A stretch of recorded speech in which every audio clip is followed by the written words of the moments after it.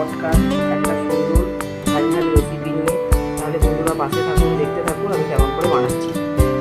আজকে আমি বানাবো এই যে বাজার থেকে নিয়ে আসা মাছের তেলপটার সুন্দর একটা ঝালের রেসিপি। তাহলে বন্ধুরা পাশে থাকুন, দেখতে থাকুন আমি কেমন করে বানাচ্ছি। আর খুব সুন্দর লাগে খেতে। আমার ছেলেরা মানে মাছের এই তেলপটা খুব পছন্দ করে। আর মাছটার তেলপটা একদম সেই পিত্তি আমি ভালো করে বার করে নিয়ে ধুয়ে আর নুন হলুদ মাখিয়ে দিয়েছি এতে। এবার আমি ভেজে নেব।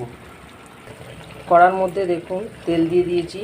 তেলটা গরম হয়ে গেলে আমি মাছের তেলপটাটা ভেজে নেব। আর এতে খুব বেশি তেল দিতে হয় না, কেননা তেলপটা তো এটা থেকে তেল বেরোবে।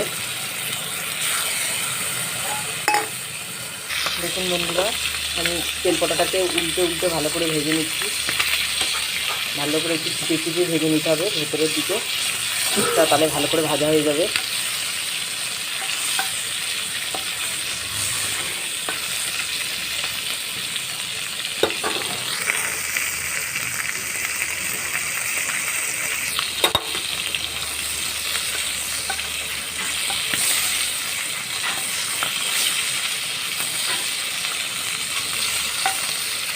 তেলপটাটা ভাজা হয়ে এসেছে, এবার আমি নামিয়ে নেব। আর এই তেলের মধ্যেই আমি আর তেল দেবো না, দেখছেন তেলপটাতে কত তেল দিয়েছে। এই তেলের মধ্যে আমি পেঁয়াজ আর কাঁচা লঙ্কাটা ভেজে নেব। খুব ঝটফট হয়ে যায়। দেখুন বন্ধুরা, কাঁচা লঙ্কা আর পেঁয়াজটা আমি ভাজতে দিয়েছি, এটা ভাজা ভাজা হয়ে এসছে। এবার এর মধ্যে আমি আদা বাটা আর জিরে বাটা দিয়ে দেবো। এর মধ্যে আমি দেখুন দিয়ে দিয়েছি আদা বাটা, জিরে গুঁড়ো, লঙ্কা গুঁড়ো, হলুদ গুঁড়ো আর নুন দিয়ে এবার ভালো করে মশলাটাকে কষিয়ে নেব। আর এর সঙ্গে দিয়ে দেবো আমি এর মধ্যে টমেটো কুচি। এতে আমি রসুন দিইনি, এখন প্রচুর গরম।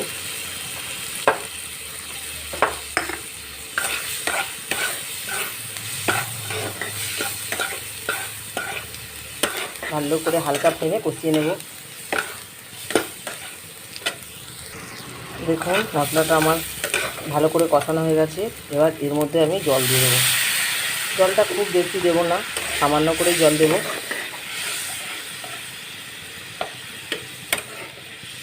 খুব তাড়াতাড়ি হয়ে যায় আর খুব মানে লোভনীয় এই রেসিপি।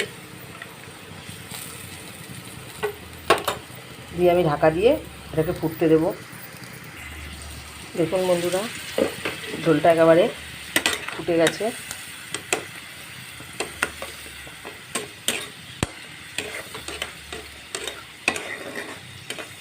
এবার এর মধ্যে আমি ভেজে রাখা তেলপটাটা দিয়ে দেবো।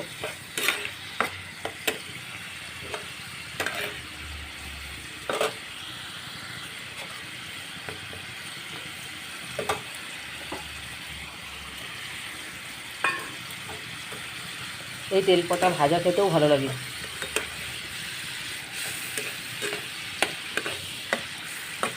এবার 2-1 মিনিট ফুটিয়ে নেব।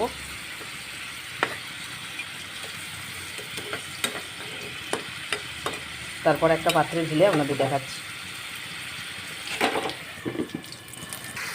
দেখুন বন্ধুরা, একদম কমপ্লিট হয়ে গেছে। এবার আমি একটা পাত্রে ঢেলে দেখাবো। মাছের তেলপটার দেখুন বন্ধুরা সুন্দর রেসিপিটি একদম আমার কমপ্লিট হয়ে গেছে। আমি একটা পাত্রে ঢেলে নিয়েছি। কতটা সুন্দর দেখুন দেখতে লেগেছে, খেতেও লাগে অপূর্ব সুন্দর।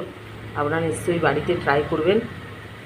সবসময় এরকম সুন্দর ফ্রেশ মাছের পটকা পাওয়া যায় না। দেখুন মাছের পটকাতে অনেক কাদা টাদা থাকে, তারপর অনেক সময় পিত্তিও গলে যায়। তা আজকে আমি ভালো পেয়েছিলাম, নিয়ে এসে বানালাম। এবার আমি অন্য সময় তো করি, আমার ছেলেরা ভাজা এরকম ঝাল চচ্চড়িও পছন্দ করে। তাহলে আপনারা সবাই সুস্থ থাকুন, ভালো থাকুন। আর আমার রেসিপি যদি আপনাদের ভালো লাগে তাহলে আমাকে লাইক, শেয়ার, সাবস্ক্রাইব করবেন।